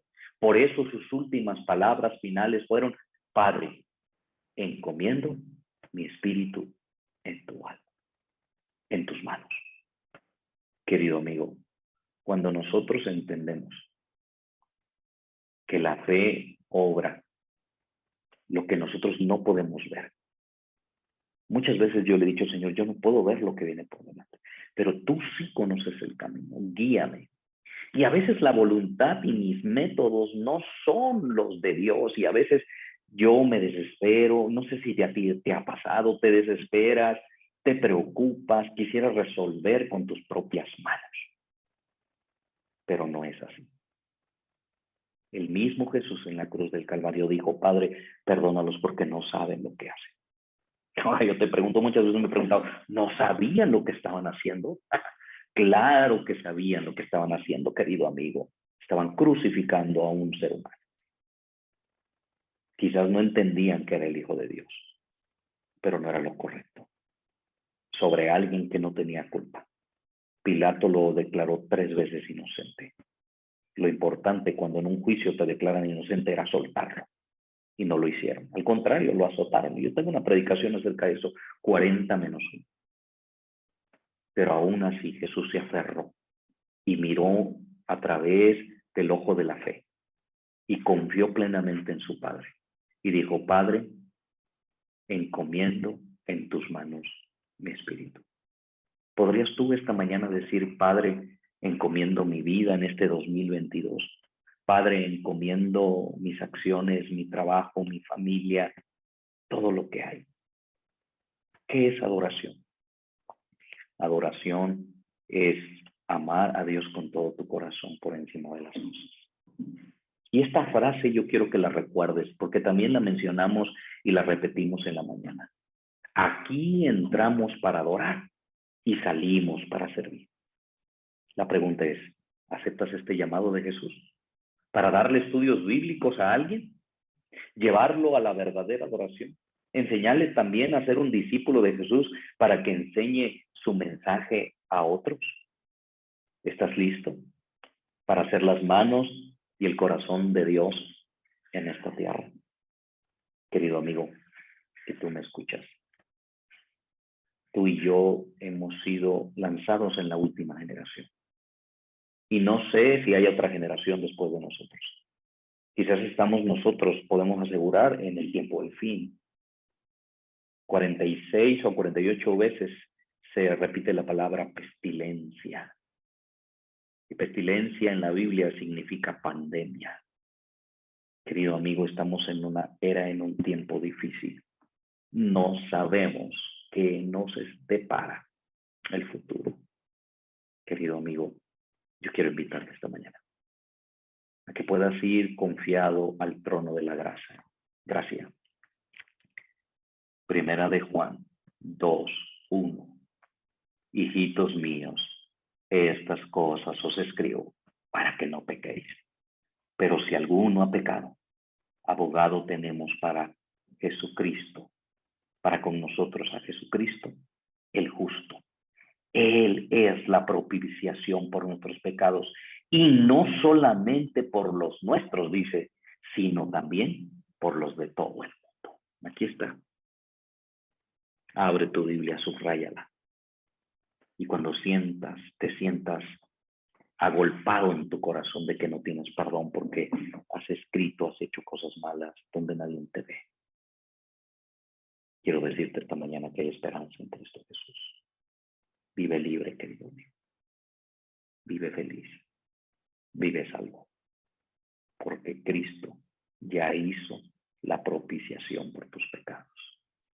Deseo de todo corazón esta mañana que tú puedas ir confiadamente al trono de la gracia y puedas encontrar oportuno socorro. Y recuerda, la esperanza de mi corazón es la venida del Señor Jesús. Inclinemos el rostro y oremos en este país. Querido Padre, gracias porque tu palabra no vuelve vacía, porque alguien en esta mañana necesita escuchar estas palabras de aliento. Padre Celestial, gracias por hacernos un pueblo de adoración, por un pueblo con un mensaje y una misión, por un pueblo que espera la segunda venida del Señor. Quédate en nuestro corazón como un invitado especial. Perdona nuestros pecados y ayúdanos a seguir adelante. Te lo pedimos en el nombre de Jesús. Amén. Dios les bendiga. Feliz semana.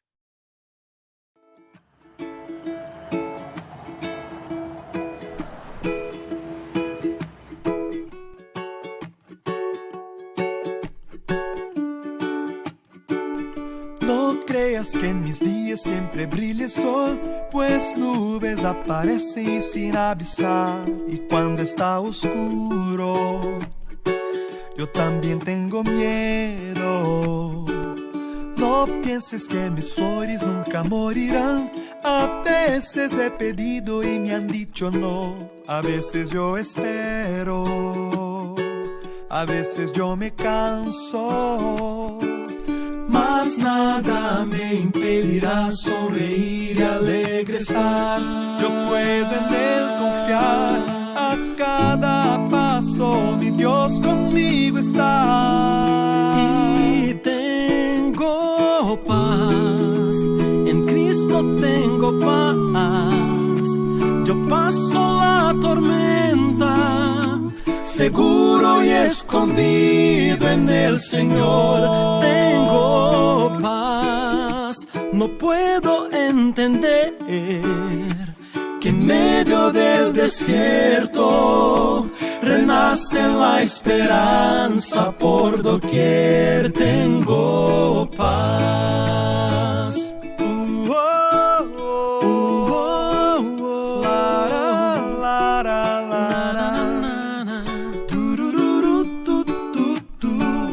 No creas que en mis días siempre brille el sol, pues nubes aparecen sin avisar. Y cuando está oscuro, yo también tengo miedo.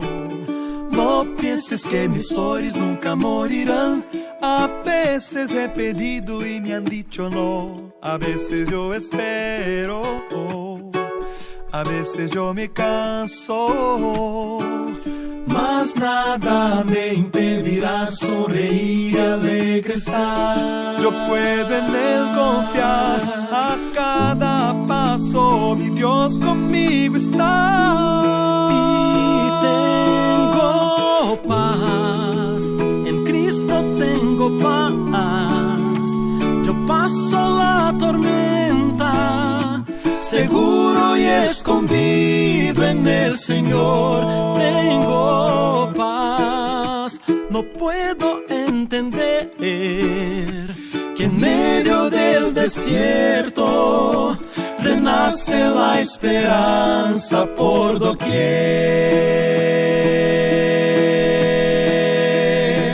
El universo riges con poder.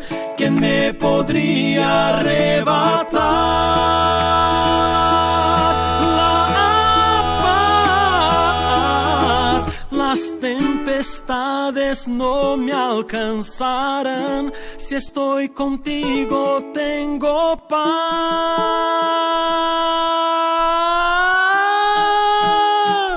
Tengo paz. En Cristo Cristo tengo paz. Yo paso la tormenta, seguro y escondido en el Señor tengo paz. No puedo entender que en medio del desierto renace la esperanza por doquier. Tengo paz.